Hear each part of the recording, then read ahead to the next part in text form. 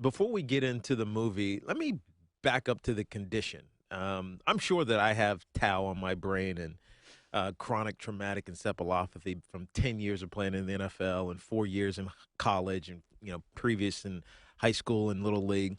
Explain to our audience because we have a lot of parents who listen who have kids that are playing contact sports, not just football but soccer and everything else. What is tau and what does it do to your brain? Okay. What happens? This is not anti-football. This is not anti-American way of life. This is more about the truth. Seek the truth, and the truth shall set you free. What we know now is that in whatever human activity whereby the head is exposed to repeated blows, with or without a helmet, helmets don't prevent these types of injuries, with or without symptoms, that over time, as you're exposed to these blows over the years, sometimes they could reach thousands of times. Like Mike Webster, his head from estimates, Mike Webster received over 200,000 blows to his head. That each blow causes microscopic injuries on the cellular level. And as time goes on, as part of the cumulative injury disorders, that these injuries will accumulate and cause permanent brain damage. Sometimes weeks later, months later, years later, sometimes up to 40 years later, you would begin to manifest a constellation of symptoms, progressive symptoms that would include loss of intelligence, progressive loss of the capacity to engage in complex intellectual reasoning, mood disorders, loss of memory or memory impairment, disinhibition, meaning drug addiction, sexual impropriety, chronic alcoholism, and other symptoms. It's a permanent brain damage, and what we see in a microscope is the accumulation of abnormal proteins that would impair and, like Will Smith said in the movie, eventually strangle the brain cells and kill them off. And tau is one of those proteins. The brain is a post-mitotic organ that does not have any reasonable ability or capacity to regenerate itself. So unlike muscles or anything else, a Yes, part of our unlike bodies, you muscles, get the a liver, the bruise, you tear a skin, muscle, no. you can heal. Your brain Yes, can't heal the in that. brain cannot reasonably heal itself. What I tell people, for example, if you suffer a stroke, that stroke is permanent. You cannot really recover from a stroke. So the treatment of strokes is prevention. We need to treat whatever causes strokes to prevent you from suffering a stroke, because once you suffer a stroke, it's permanent. Now, And now, as you explain this, it makes me start asking questions like, are certain people more susceptible to the accumulation of these proteins, thus they get impaired quicker? Some people may feel like they're immune and never exhibit symptoms, even if they had 500,000 head concussions or impact. head traumas. So how do you start to determine that? And because I think that's the question that athletes and parents are going to think about. Am I less or more susceptible to these issues that happen downstream? Yes, thank you for asking that. That's a very brilliant question.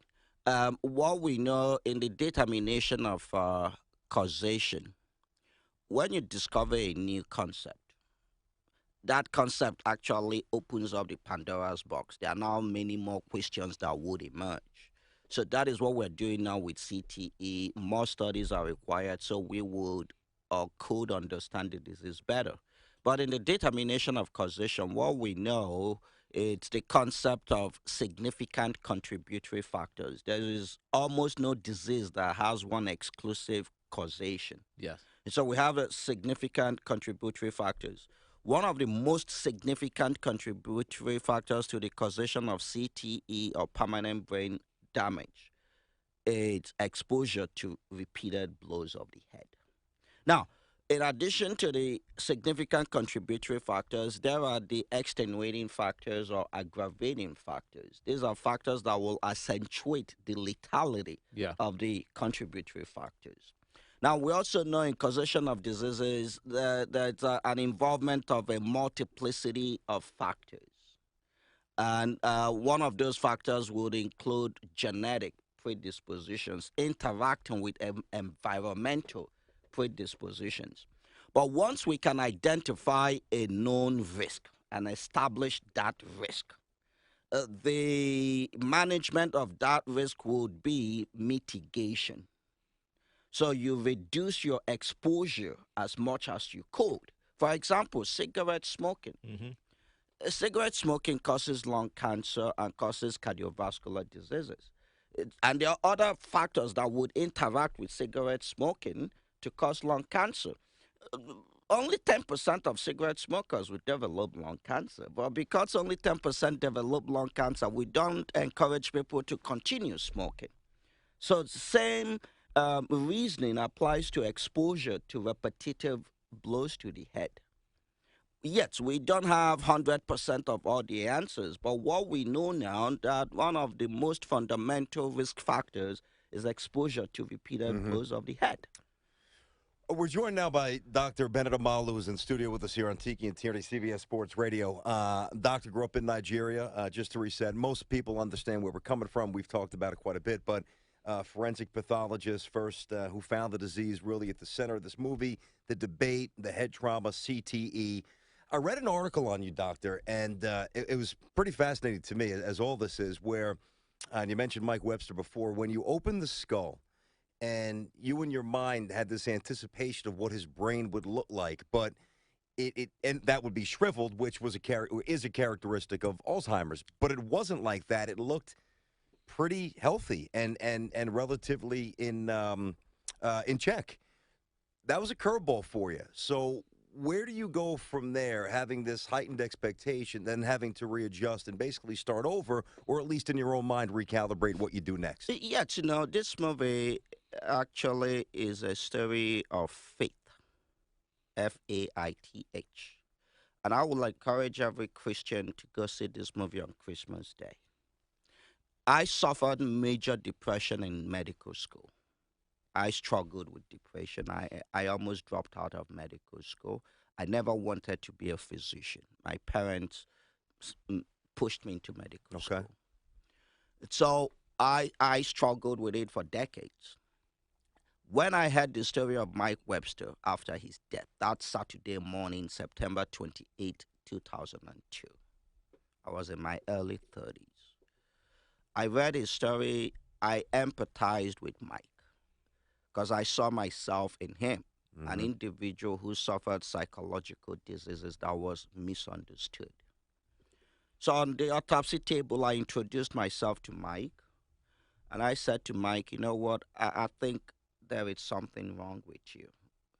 I think you're being misunderstood. I think you're sick. There's something, but I did not know what it was. Hmm. But he should walk with me. Let's figure this out together. There was no reason for me to have performed Mike Webster's autopsy. We knew why he died. He died of a massive heart attack. But I still performed his autopsy. If you ask me why, I don't know. Mm. And when I opened up his skull, I was expecting to see a brain that looked diseased because of his symptoms. But I opened up his skull, lo and behold, his brain appeared normal. At that moment, I remember it very vividly. I was extremely disappointed with myself. I was very discouraged. So I took the brain out on my hands, placed it on the cutting board to cut it, and put it back into the body. I actually grabbed the knife, but I don't know why. I dropped the knife and asked my assistant to fix the brain with me so I could spend time on it to figure out. Hmm. There was just a mismatch. I became very intellectually restless and agitated. So I spent 6 months with Mike's brain. I made a promise to Mike that I was going to get down to the truth. And science seeks the truth through scientific methodologies, but also faith seeks the truth. So there was a convergence of a commonality of truth. Science, faith had a common end goal, which was the truth. So I combined the two. It became more than just scientificity to me. It Mm-hmm. now became the humanity of science. Using science, applying it to mankind's suffering to unravel the truth. So I met Mike's family, and when after I made the discovery, gave the disease a name, I met his family and his wife. Who said, I wish Bennett you came before Mike died. I would have supported him as a man who was sick, not a man who was a bad father. Mm-hmm. It was not his fault. And after that, by serendipity again, my paths crossed with Terry Long in death. By serendipity again, my paths crossed with Justin Streichek, Andrew Waters, even Chris Benoit was a wrestler. Mm-hmm. And I spent my own money traveling around the country, speaking to these families. I began to see a trend, a reproducible trend. And I realized that many of these families were suffering in silence, in obscurity, bankrupt, broken. So I said, no, this cannot be happening in America. Because while growing up in Nigeria, I believed America was the only country on earth that was closest to what God wants us to be as his sons and daughters. A country that was founded on the fundamental principle of the truth. That this should not be happening in America, that I should use my education and knowledge to become the voice for the voiceless, to stand firm by the truth. Because come what may, whatever you do, the truth will always prevail. And the truth will set you free and enlighten you. It Mm-hmm. may take a long time to come, but eventually, in the fullness of time, it will come. And I think we are in that fullness of time. Because Will Smith, Sony, Hollywood is now taking this story to the mountaintop of the American psyche. And everybody's talking about it now. Real quick, you've mentioned the word faith and enlightenment a couple of times here, and I certainly make the connection. When you're unable, especially somebody who's intelligent and as learned as you are, when you can't quantify that necessarily to others in a room, even though in your heart you know it, was it frustrating? Did you have people on your side right away? Was there an overwhelming amount of convincing? Were you just kind of running a race by yourself? Yes, it was. I will be honest with you. At some point, I wished I never met Mike Webster. Mm. And I still feel that way today. Because by my faith, I think this is in the Gospel of John, chapter 14. I'm sorry, but that is my faith journey. It says that my peace I give you, my peace I bring to you, not as the world gives peace. That be of good courage and do not be afraid. And it said, do not be afraid, peace be with you. He said he would be with us till the end of time. And that he's above every principality, every authority, every ruler in high places. So, and again in John chapter 3, when you do something out of love, you step out into the light so that it's clearly seen that what you're doing is being done out of love. And this has never been about me, honestly. This has been about my fellow Americans in that greater American family. America has done so much for me. America has restored my dignity as a human being and educated me. So as part of that greater family, which is what this movie is about. This movie is not anti-football. Mm-hmm. As part of that greater American family, I realized that we are one body, one spirit, one hope, one joy. And all I did, and what this movie is about really, it's how could we as a collective group of people continue to enhance the joy of each and every American, enlighten ourselves, and continue setting ourselves free. This is what this movie is about. When I saw that movie, I walked out of that theater very proud, with my face held high.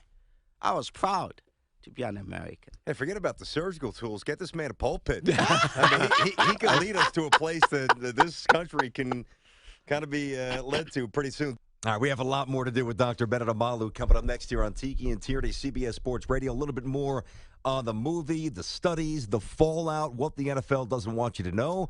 Looking forward to this. All that more coming up next here on Tiki and Tierney, CBS Sports Radio.